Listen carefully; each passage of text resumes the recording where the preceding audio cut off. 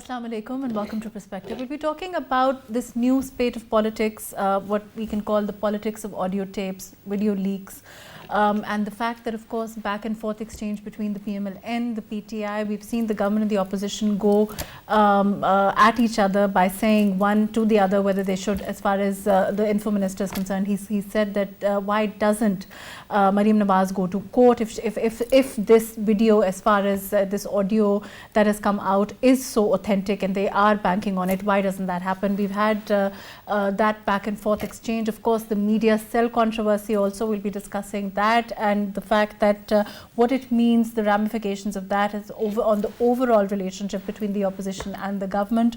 We'll also be talking, of course, about the challenges the government faces regardless of the opposition in the face of inflation and price hike. All of that today on Perspective. I have with me Javed Jaddoon, who's a senior analyst. Thank you for joining us today. Barrister Mumtaz Abdullah Mumtaz Kaloo, who is leader PTI. Thank you for joining us today. And Nadir Nabil Gabol, who is leader PPP. Thank you for being with us. Javed Sahab, like I said, the way that this new kind of style of politics, I mean, I don't think it's very old.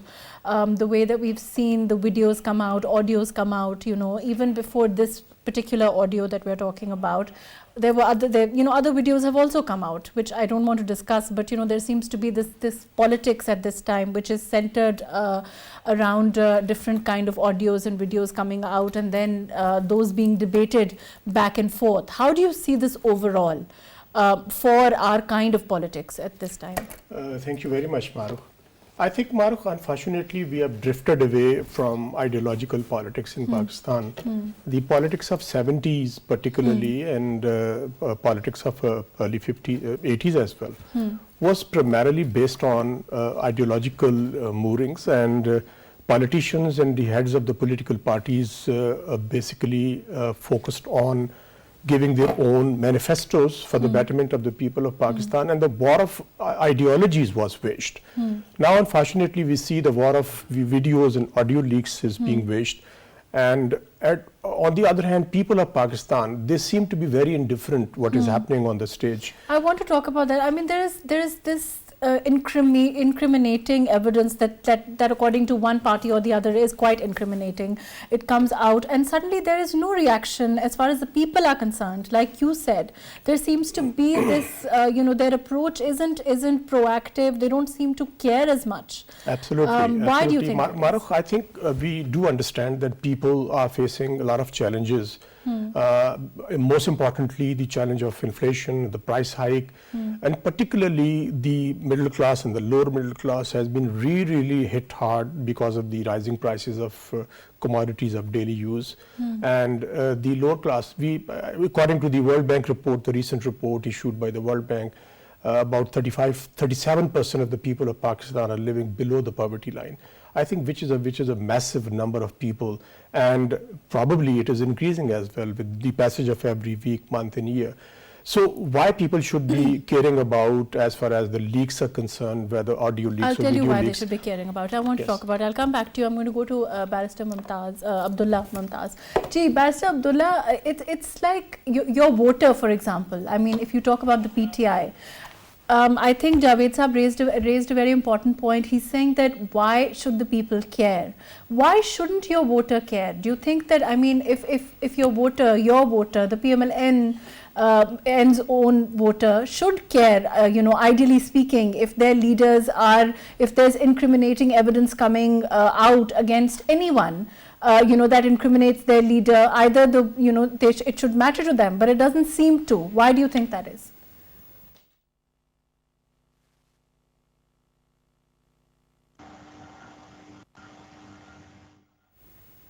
I don't think. Barrister Abdullah, can you hear me? Unmute. Maybe you're muted. Is he muted? No. Nadir, the same question to you. You think that the PPP's voter would care if there was incriminating evidence coming out against, for example, your leaders?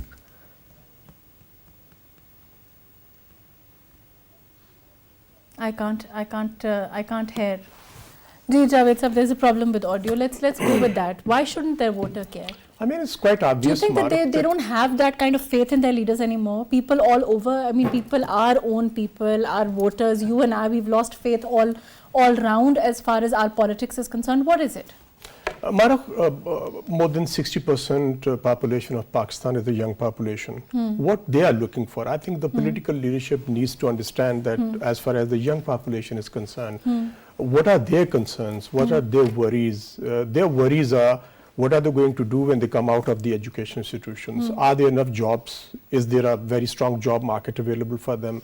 And if they have no future as far as the jobs are concerned, what options and alternatives do they have? I think they're basically focused on these concerns and worries. And rest of the population, I think people are struggling from morning till evening to make the both ends meet and even to put a food on their tables. I think that has become a real challenge for them to feed their families. But how So I much think of is it an overall, you think that, you know, when we talk about our political, we talk about people in politics, we talk about, you know, political leaders, there is an all round, do you think that the graph as far as popularity is concerned, do you think that overall that graph is now very low? You know, the standard to which people hold our political leaders, regardless of which political party, regardless, I'm not talking about that, is now at an all-time low? I think I agree with you. Even personally, I believe that it is probably at the all-time low. Because no political party has given a vision to take the country out of the situation which finds itself right now. They are fighting amongst themselves. They have got no different narratives. They have got no ideological solutions as far as the problems are, very complex problems are concerned. What people see when they look at the political parties, what they look at like the kids fighting out there on the front stage, and the kind of, I mean, look at the PDM. It is so ironical that even they have not been able to decide whether they want to wage a campaign against the government to lodge it out from Islamabad. They have not been able to decide whether they want a long march or they would like to have kind of demonstrations in all major and minor cities of Pakistan, and they have given fresh date. The date Now is 6th of December. Right, And even I think 6th of December is elusive in the sense that if past is any evidence, I think they won't be able to decide what they exactly want to do as far as their campaign is concerned. Ji, Barrister Abdullah, can you hear me? I can indeed. Ji, okay. My question to you, you think that overall, as far as the PTI is concerned, certainly, you know, your party came with a vision. It came with, you know, giving youth a certain kind of, there was a fervor, there was a vision that the PTI stood for.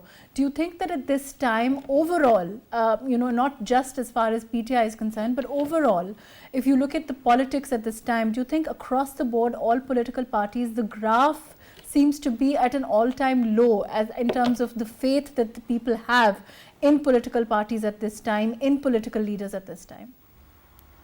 Mark, firstly, thank you for inviting me on your show. And the question that you pose is one that reverberates across the people of Pakistan and our youth.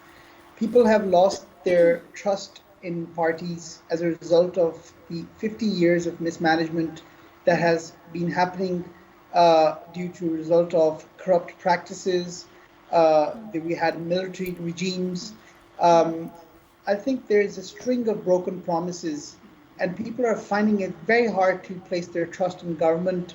You can see that with the tax as well. People don't want to give tax generally because they fear that the same political families who've ruled over the Punjab, over the country, will embezzle the monies and have them laundered abroad. We saw the Panama Gate scandal as well, and then the successive scandals thereafter. And there's been no judicial oversight with it. We've seen a broken judicial system. So it's a lack of check and balances which has resulted in the people having this trust deficit in the system of governance that exists in Pakistan today. However, the good news is that Pakistan Tehreek-e-Insaf is trying to break this vicious cycle. We want to Do you ensure think that it's that permeated? the youth of Pakistan. It's permeated the PTI also. It's permeated the trust graph as far as the PTI is concerned also. Or you think that your voter is overall satisfied with the way things are, the way things at this time, the way where we are going at this time? They see the vision of Imran Khan. They agree with the way that the country at this time is being run. Mark, the thing is that, yes, there have been challenges. When PTI came to power in 2018, we did not envisage the coronavirus pandemic. We did not see the global economic factors. And a lot of these challenges have trickled down into the Pakistani economy. We've seen inflation at a mass scale on a global level, which has also had a domino effect on Pakistan's economy, because it's still an import-based economy. Many of the practices that have been exercised in Pakistan over the last 50 years cannot be undone by the stroke of a pen in one day. It will take at least one or two administrations, at least 10 years to undo all of that. As far as the people of Pakistan are concerned, if you look at the polls in general, people still admire our Prime Minister Imran Khan. Okay, let me come back to you. Ji, Nadir, as far as the PDM is concerned at this time, as far as the PTI and the PMLN is concerned, how do you look at all of the controversy that has surrounded the leaked tape at this time? Of course, PTI has said that why doesn't, if the PMLN believes that this and they say that it does, that this audio will vindicate them, why don't they go to court on it? Well, I can't speak for PMLN.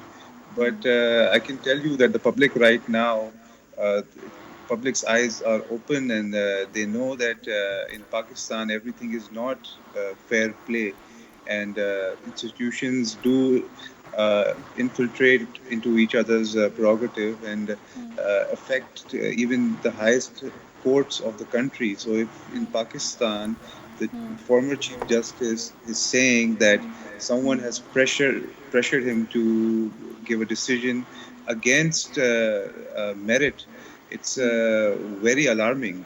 And this goes back all the way to Shahid Zulfikar Ali Bhutto's judgment and his judicial assassination.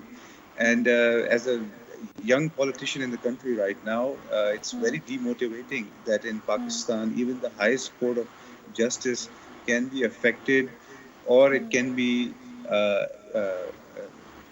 a judge can be made to give a decision against evidence. So in Pakistan right now, we need a free and fair system of judiciary. Institutions should not interfere with each other. And again, with the whole EVM issue. But what do you think is going to happen? It's just going to stay like this? You think that this audio will also be something in the air, and nothing will come out of it? No one will go to court on it. No, nothing tangible.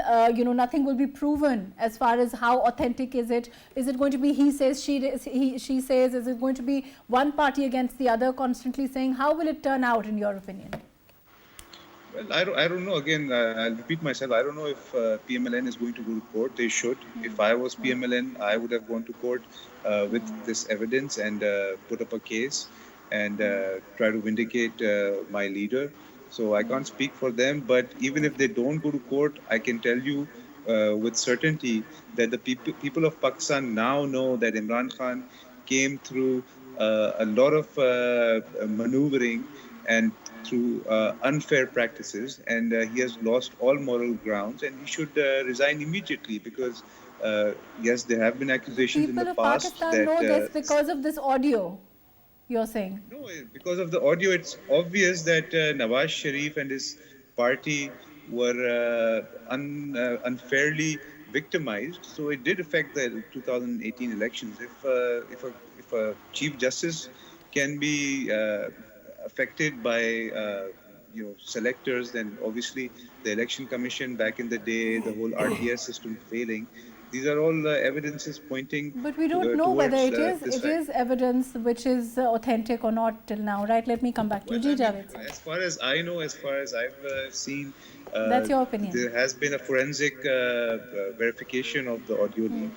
So again, like Which I said again is earlier, challenged, and you know there doesn't seem to be any authenticity to this mysterious audio now. Let me come back to you, Ji Javed Sahab. Maruk, political parties find faults with every institution in Pakistan. They believe that there's seriously something wrong with NAB, with the judiciary, and even with the security establishment. But there's nothing wrong with the political parties themselves. Where do you find such kind of dynasties, political dynasties, where you don't tolerate any dissenting voices, no democracy within the political party? They don't talk about these paradoxes. They always point the fingers towards the judiciary. Of course, the judiciary needs to be reformed. When you talk about NAB, of course, there's a need to be reforms to be introduced as far as NAB is concerned. And then they talk about interference or intervention of the security establishment in changing the outcome of the general elections. But they don't talk about the malpractices they were involved themselves in the political process. And they talk about reform now. What about reform when they had 2/3 majority? In the case of the PMLN, they had it. Absolutely. And I think that they didn't had the happen. opportunity of lifetime. They could have introduced very far-reaching reforms in every sector of the economy, every sector of the society, every walk of the society. They failed to do that. Now they're talking, even the two main political antagonists like Pakistan People's Party and Pakistan Muslim League N, they were the two main political parties who were changing the power structure. One in power and then other is in the opposition, and then the roles were changed. And the kind of allegations they hurled against themselves, the kind of acrimony they had developed between themselves, I think it is not in a very, very remote past. People's memory is, I think, people still understand, still know what happened between the two main And political now parties. within the PDM also. And They now in the haven't been able PDM as to, well. you know, PDM, Pakistan People's Party left PDM, and now even the PDM itself is fragmented. Maulana Saab reportedly has threatened to resign from the leadership of the alliance, and because he believes that Muslim League N should tender resignations from the parliament and other assemblies as well, which I think Muslim League is not willing to do that. So I think even PDM is fragmented. The reason is they have got no clear-cut path. What exactly they want to achieve, they do not know that. On the one hand, Pakistan Muslim League N does not believe that change at this particular moment is going to favor them, because 1.5 years left, and the kind of a debris they would be having if they are not able to resolve the problems which they are right now indicating or pointing as far as PTI is concerned. They do understand the people, the sane elements, the mature people within the party, they do know that if they come into power through whatever means they want to, they are not going to be able to resolve the issues which are confronted the nation right now. So at the end of the day, they, I think, they're still confused. Ji, Abdullah, why doesn't, I mean, we talk about, you know, the joint session, the way it happened, the legislation that was passed, regardless of the fact that, you know, of course, the opposition opposed it, all of that, but it sailed through. Why doesn't the party, why doesn't PTI move towards the kind of reform that is needed at this time, that they came for, that their voters expect from them? Mark, that's an excellent question. My party, our government in Pakistan is currently trying to build on reform on an incremental basis. As you've seen with the electronic voting machines, that was the first step. We've also What's introduced the happening biggest as far as that? Apparently, that's also an issue that is now going to go to court. It may go to court. If it does end up in It court, has, then it is in court, yes. If it's in court, then the government will be opposing that. The thing is, Mark, that the opposition parties in Pakistan, which form this paradox they call the PDM, it's an odd paradox in the sense that there's no ideology. It's completely void of ideology. The only reason these parties have banded together is because of their mutual hate and disregard of Prime Minister Imran Khan and his vision for Pakistan. They're trying to escape the accountability net, and each time my government has tried to approach each of those parties to help bring up the reform agenda, these parties have sought compromises such as the watering down of the NAB ordinance. Sorry, I can't, there's a problem with the audio. Ji, Javed Sahab. Javed Sahab, the same thing, you know, when we talk about reform, certainly it's a huge, it's been on the agenda for a long time. Do you think that, you know, the kind of fervor that the PTI has shown with regard to getting, of course, you know, the electoral reform issue, the EVMs, the other pieces of legislation that were passed during that you know, joint session. Do you think that if that same kind of fervor were shown, we would have, you know, perhaps moved towards reform also? I think they're a bit late as well, because 3.5 years down the road now they have started introducing very far-reaching reforms. And these reforms have become literally extremely controversial as well, because the way legislation was carried out in the on the floor of the House, or rather the joint sitting of the Parliament, I think debate wasn't allowed. As far as legislation is concerned, of course it is the responsibility of the ruling party to do that, and they have every right to introduce any kind of legislation in the joint session of the Parliament, or individually in the National Assembly or the Senate. But I think according to the parliamentary tradition, they should have allowed a debate, a very healthy debate on the floor of the House, given opportunity to other political parties to talk about these legislations, and even put forward their own opinions as well, or own sort of amendments if they wanted to have it. So now I think it's a foregone conclusion. The amendments, the legislation has been done. And now the problem is, when you talk about the EVM, you were mentioning EVM. I think it is an extremely complicated issue, because I think 70-75% population of Pakistan, they do not have access to broadband, and even the people are not literate enough to understand the complexities of using the EVMs. Now that it's gone to court, apparently that's what it looks like. There is going to be, do you think for the court to step into the arena, you know, that's again another issue, that will be another issue as far as, you know, the parliament legislating on the one hand, you know, the judiciary stepping into that arena to, of course, you know, adjudicate on that issue.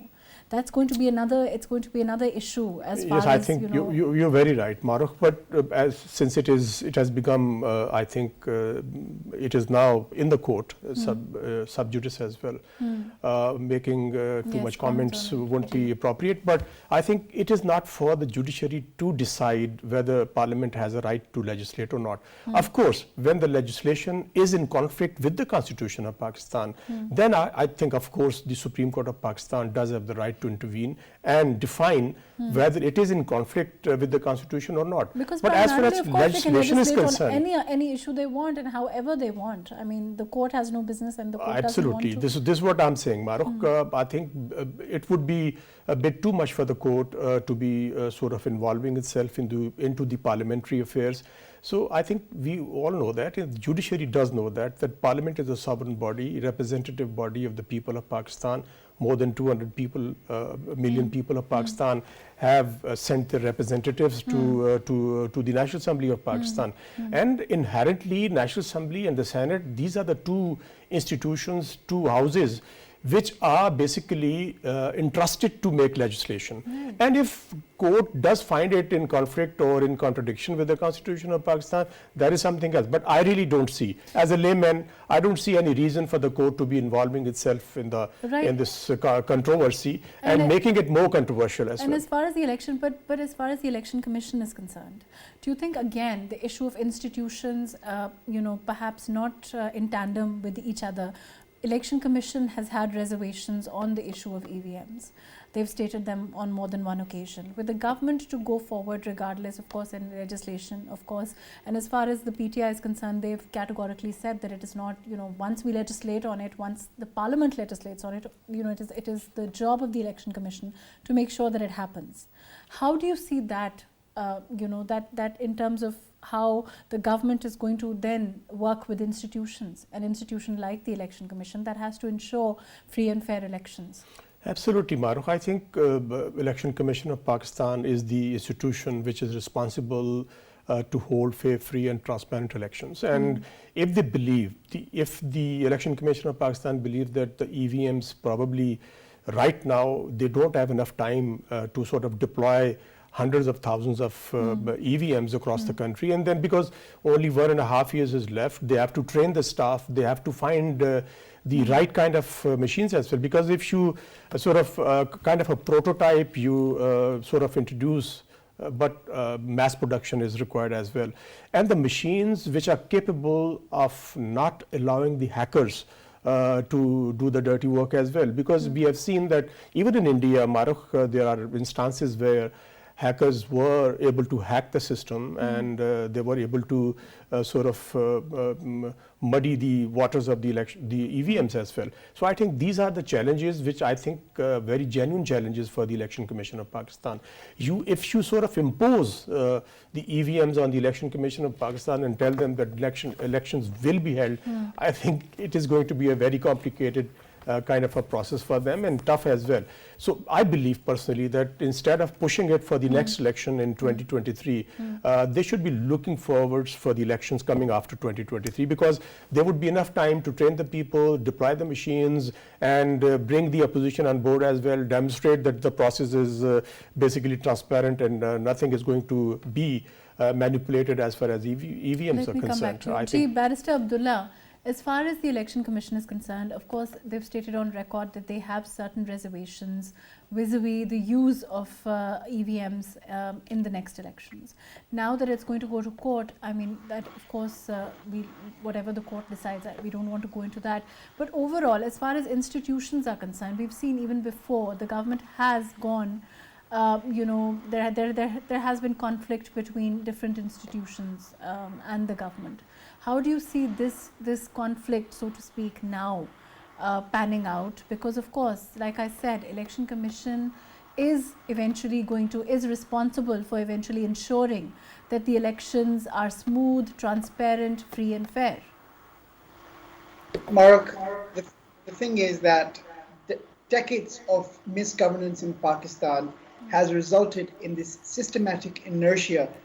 And this is prevalent in some of our institutions. For example, the Election Commission of Pakistan, I have to say with some regret, I mean, a law has been passed on the floor of the joint sitting, which has mandated the introduction of electronic voting machines to ensure smooth and transparent elections. And then we have the Election Commission of Pakistan saying, I'm sorry, we cannot implement the will of the people. The will of the people is that there's a law that's been passed. It's up to the ECP of Pakistan to try to find out ways and means, even if it means acquiring foreign experts on this issue, on how to best implement the system that is foul-free and will ensure the transparency in the electoral process. The thing in Pakistan is every single election in 1970, there's been allegations of rigging, malpractices. And it's the first time that the Pakistan Tehreek-e-Insaf government have tried to break this wheel by introducing the electronic method of voting. We are in this modern era of technology, and the Election Commission of Pakistan says, well, we still have reservations. Whatever reservations you may have, you'll have to keep them to yourself, because the will of the people has finally spoken, and they want their election to be conducted in an electronic manner. Nadir, do you agree? I mean, of course, opposition has opposed it. They've said that it is tantamount to rigging. All of the assertions of the opposition. But overall, how do you see this conflict now? Well, it exposes the mindset of Imran Khan and the fact that he actually is not a democratic person and he does not want to come through fair means. He's already seen that he's very unpopular, and whenever the next elections are scheduled, he knows that the people of Pakistan will not vote for him because he has robbed the people of Pakistan. He's made them much weaker than they were 5 years ago. He's stolen jobs from them. He's stolen their livelihood.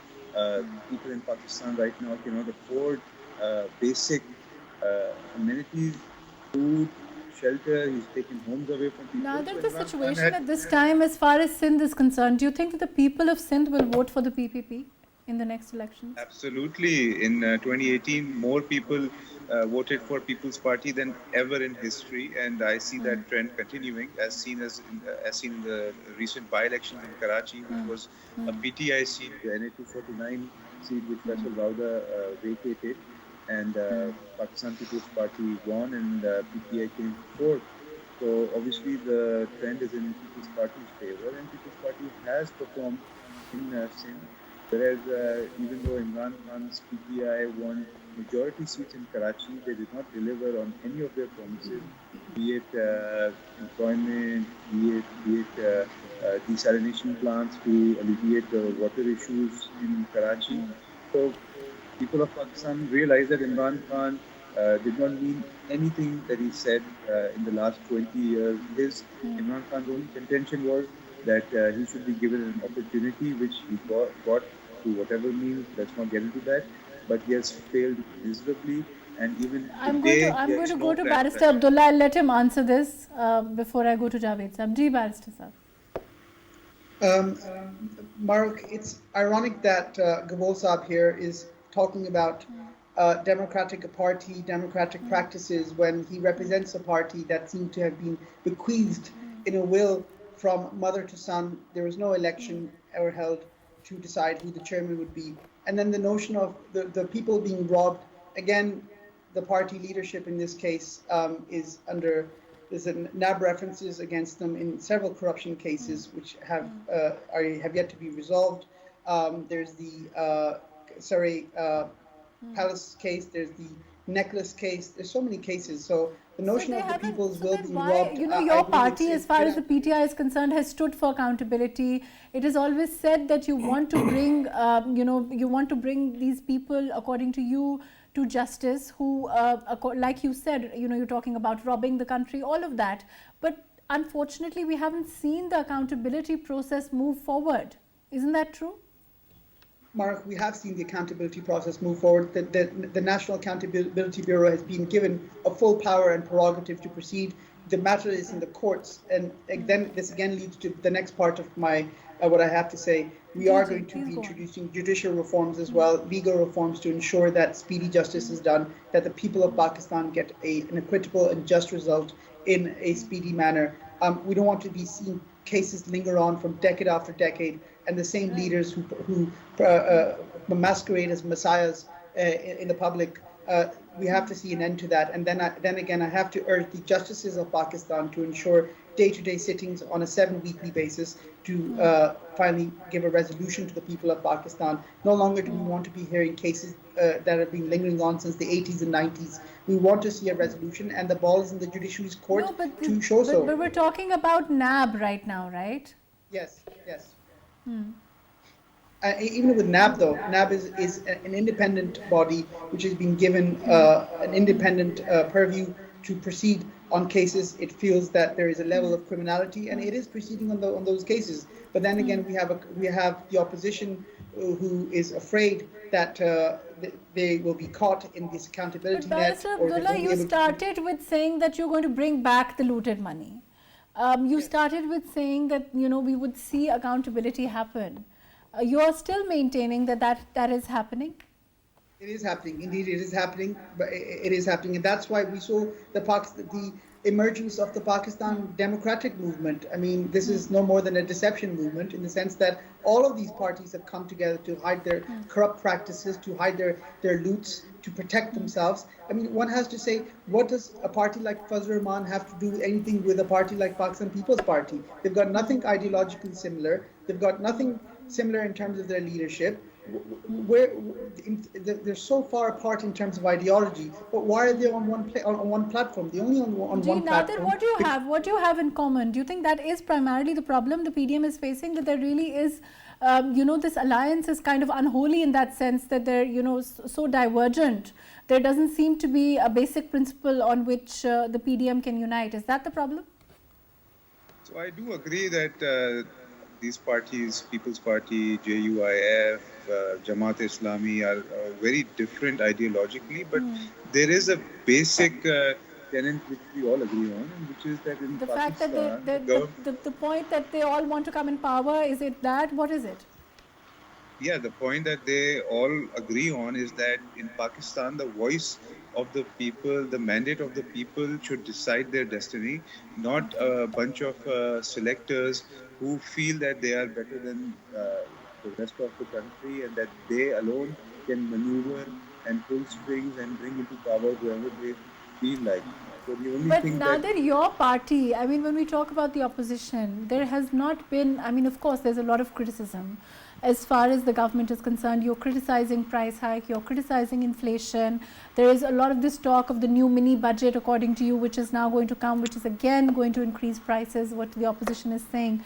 But is there an alternative, so to speak, that the opposition has given out? Is there, you've been criticizing the IMF, you've been criticizing the fact that the government has gone to the IMF, all of those things, but are things going to be any different if there's any other government at power at this time?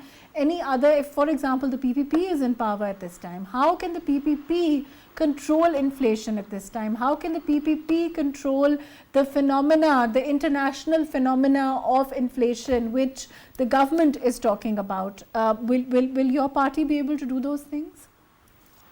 Well, absolutely. One thing that the Pakistan People's Party would try to do is create a sense of general stability. Unlike Imran Khan, who says one thing one day and the very next day he does the complete opposite. For example, he said that there is no way he was going to increase petroleum prices. So a lot of people were relieved in Pakistan. But literally 2 or 3 days after that big announcement that he made, petroleum prices were increased more than any other time, any other occasion in history. So Pakistan People's Party knows that we will never promise anything we cannot deliver. Unlike you Imran think that your Khan, general sense of stability will come from, not from deliverance, but from actually, how will it come? I mean, unless you deliver, how does the general sense of stability, so to speak, come? It will come through the fact that the people of Pakistan would know that they are experienced people on very critical ministerial positions, unlike Which is Imran what the Khan. people of Karachi know, in your opinion, the people of Sindh know, in your opinion. People of Sindh know that we have delivered, we have created hospitals, clinics, schools, infrastructure projects. So people of Sindh trust us, believe in us. That's why they voted for us for 3 consecutive terms. How do you see the comments of the Chief Justice recently on Sindh generally? His comments on the situation in Sindh this time, his comments after the audio leaks that we've witnessed recently, I don't want to comment. The people of Pakistan can decide how authentic the observations of the Honorable Chief Justice is. I do not want to be called to court, obviously. No, I don't mean Saqib Nisar Saab. I mean, I'm not talking about. No, I mean. Saqib Nisar Saab was the Chief Justice of the country, and if he is saying that his decisions are influenced, then the current Chief Justice, I mean, it's only a big question mark that the people of Pakistan have the right to ask that how unbiased honorable judiciary is in this country. Unfortunately, even the people who it vindicates are not going to court. So the people of Pakistan, I think they should. They should. If I was in their but they haven't till now, and we don't know if they create a case and go to court, because through this they can be vindicated in history, and it will do a great service to Pakistan and to any ordinary Pakistani who expects. Right. Okay. Let me. Fair enough. Let me come back to you, T. Javed Saab. Overall, your comments on this? I think you keep on asking, I keep on asking what are the alternatives. If they believe that PTI is not doing well as far as economy is concerned, what is their vision of a progressive, prosperous and economically developed Pakistan? Nadir Saab is saying his vision is Sindh I at mean, this time. they believe that he is talking about the sense of stability. And the sense of stability comes from economic stability. Unless people have a prosperous life, there's going to be no sense of stability in Pakistan. Because today's most important factor in any political system or structure is the economic factor. Economic factor plays the dominant role. And I think it would be very unfair with the PTI government that even because of the external dynamics as well. We know that inflation is probably wreaking havoc in Turkey as well. It is wreaking havoc in the USA, which is the sole superpower, the most economically most powerful country on the face of the earth. So I think if you simply write off that, well, there are no external factors, that would be unfair. Let us be devil's advocate. Possible. Let me interrupt you for 1 second. Do you think it's entirely possible that even at this time, when you look at the overall graph of political parties, the lack of faith, the way that we've seen other political parties come into power multiple times, and you've seen the comments as far as Nadir Saab is concerned, he's saying he's satisfied with what's happening as far as Sindh is concerned, what's happening in Karachi, all of the state of things, the way the affairs are being run there, the overall situation there, people will still at this time, the government at this time still is probably on a higher graph than the other political parties? I think people do understand that the other two main political parties were tried and tested several times, and mostly they were not able to deliver what really people wanted. PTI is in power for the last 3.5 years. However, I think it would be extremely unfair to compare 3.5 years of the PTI rule with the 3 decades of rule of the two parties who have been in power time and again. I think they are only talking about rhetoric, and when they point fingers towards the establishment, what kind of a proof do they have when they say that establishment is interfering? You're saying the audio. I mean, audio. Well, audio can be doctored. Audio can't be doctored. Maybe audio is genuine. Maybe audio is not genuine. But the question is, it vindicates, the people that it favors, are the ones who should have gone to court on it. Exactly, this is what I'm saying. When they talk about the audio, when they believe that audio is authentic, is genuine, why doesn't People's Party take up the case with the Supreme Court, with the Apex Court of Pakistan? Why doesn't Pakistan Muslim League and take up the case? Because they shy away from going to the judiciary. And one hand, you sort of blame the judiciary, but every judge is not corrupt in Pakistan. No, certainly not. Every judge, whether sitting in Islamabad or the provincial capitals, I mean, it would be we don't even know if the audio itself incriminates him really or not. I mean, there's no way of really at this time. It still has to be answered. And making all the institutions controversial, is it going to be good for the stability, what Exactly. Mr. Gabol was talking about? But if they stability does not emanate from destabilizing the country by pointing fingers towards every institution in Pakistan, Right. be that judiciary, be that establishment, be that NAB, FIA, what is left, even the parliament. I mean, they are part of the parliament, and on any given day, Maruk, you go there, you won't find the quorum to be completed over there. I mean, what are they talking about? And how many of the parliamentarians honest are they actually interested in the kind of legislation that is actually being put forward? How many of them even know?